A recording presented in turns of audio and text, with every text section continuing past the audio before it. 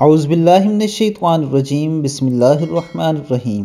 السلام علیکم ورحمۃ اللہ وبرکاتہ۔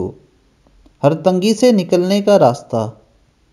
رسول اللہ صلی اللہ علیہ وآلہ وسلم نے ارشاد فرمایا، اور ان طریقوں سے رزق دے گا جو بندہ استغفار کو لازم پکڑ لے، یعنی اللہ تعالیٰ سے برابر اپنے گناہوں کی معافی مانگتا رہے، تو اللہ تعالیٰ اس کے لیے ہر تنگی اور ہر مشکل سے نکلنے اور رہائی پانے کا راستہ بنا دے گا، اور اس کی ہر فکر اور ہر پریشانی دور کر کے کشادگی اور اطمینان عطا فرمائے گا، اور ان طریقوں سے رزق دے گا جن کا اس کو خیال بھی نہ ہوگا۔